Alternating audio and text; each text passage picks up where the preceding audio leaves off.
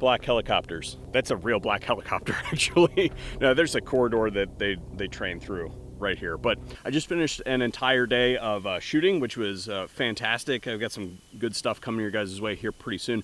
But last week I did an entire episode of the podcast dealing expressly with steel targets, what to look for, what to definitely avoid, and then how to be safe with it. And that was kind of towards the end of it as far as like the chemical side of stuff. So because I was out here and it's on my mind of things that I need to do when I get back, I thought I would do a quick video for you on how to prevent yourself from becoming heavily contaminated with heavy metals like lead and copper, as well as the organics associated with a heavy session of shooting.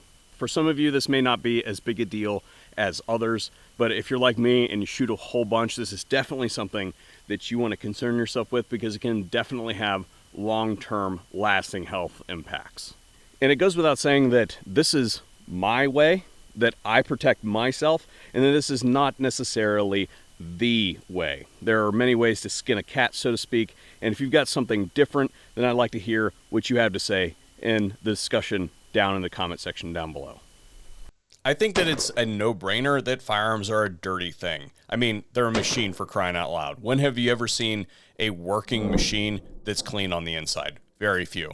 However, the act of discharging the firearm can lead to contamination of your skin and your hands from the organic products of the propellant in the cartridge, but also fragments of the projectile and microscopic particles of heavy metals like lead and copper.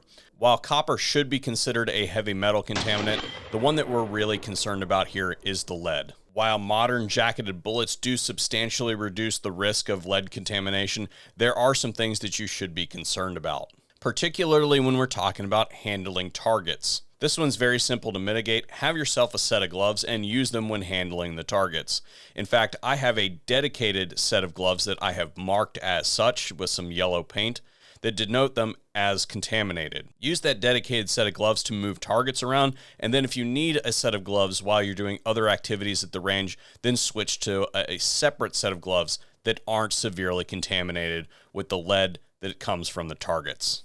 When it comes to cleaning my skin, both my hands, my face, my arms, as well as any of the surfaces that I interact with at the range or at home, this is the product that I choose to use. This is the D-Wipe, and you can see that these go a long way. I've had this canister of D-Wipes for a long time, long enough for the label to literally disintegrate off of it just riding around in the cab of my truck. So one canister of these goes a long way. I think I get them on Amazon or something like that. This company does not pay me a dime to rep their product, although if they wanted to, I would totally take their money. So simply we take one of these wipes, and the first thing that I do is wipe down my hands, because that's going to be the largest source of contamination, because that's how you're generally going to interact with your environment. And this is just got a solution that's really good at taking down heavy metals. Now, I can't speak to its organics, but it definitely feels like it removes some of the organic soot.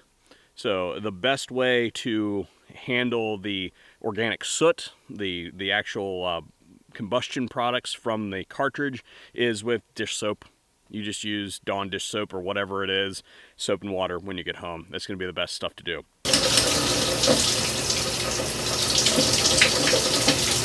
I'm not sure if that's coming through on the camera or not, but there's a decent amount of soot that has been removed from my hands. And then the second thing that I definitely do is not only the arm, particularly if you've been shooting handguns, there's a lot of overburn that gets on your arms, but the next thing is your face, particularly the T-zone where you get a lot of grease. And one of the reasons that I wear a beard is because I'm a face-touching, contemplative person. So when I'm thinking about something, I stroke my face like this.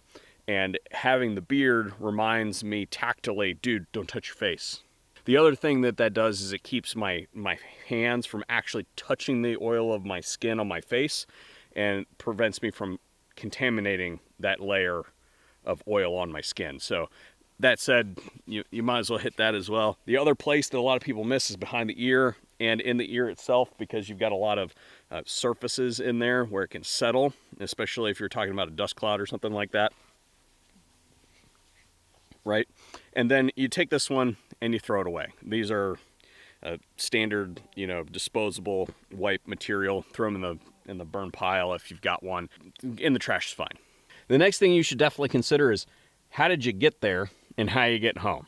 So what are you going to interact with between the end of the range session and when you get back to a shower, so to speak? So I think vehicle. So I'm going to go to my vehicle. The first thing I'm going to do is I'm going to touch the door handle. The key on the way there, so we should wipe down the key, make sure that it's not getting contaminated. We wipe down the door handle of the door. Next, we're probably going to interact with maybe the steering wheel, so we should do a once over on the steering wheel. Definitely going to touch the gear shift, see where I'm going. And my stuff is loaded in the back of the tailgate, so I should probably wipe down the handle of the tailgate. Along those same lines, once we get home, we're probably going to interact with our keys again, probably a different key. We're going to probably jiggle the door handle. And then where are you going from there? Personally, I go directly to the vault, so I interact with the vault door. I've also usually got cameras with me, so I wipe down the camera case, make sure that it's not getting contaminated. I consider the cameras themselves to be contaminated, but inside the door of my camera, I leave that alone, because when I get back to the house, I'm going to go shower, and then I'm going to open that camera door, take the card out, and then I'm going to go up and use it at my computer. So I don't want to bring that contamination to my workspace where I spend a decent chunk of time interacting with the keyboard, because it's a lot harder to clean things like the keyboard and the mouse and the computer and all that sort of stuff than it is to just leave the card in the machine, leave the card in the camera, and move it after I've had a chance to clean up.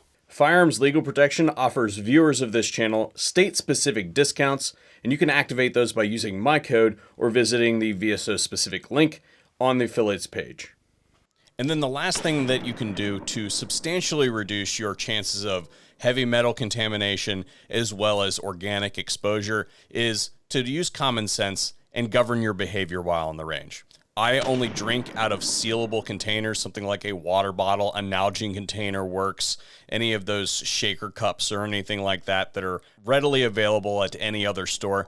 I do not drink out of open top cans or anything of the like. The other thing that I am very strict about is that I do not eat at the range at all. If I have to take a break and go somewhere and get some food, I use the methods that I discussed previously for decontamination. And if you are forced to eat on the range, then I do suggest that you use those methods and materials that we previously discussed, and then use some kind of prepackaged plastic cutlery to consume your food. I would also highly suggest that you stay away from things like sandwiches or any other finger food like chips or fries or anything that you would touch with your hand and then directly put in your mouth. It's just a bad idea in my opinion. And of course, don't forget about this stupid thing, not only at the range, but after you get home as well, because there's a huge potential to contaminate not only yourself, but your home environment. And if you learned something in this video or found it interesting, then please consider sharing it around with your friends or other people that need to see it. And always subscribe to the VSO Gun Channel for more videos.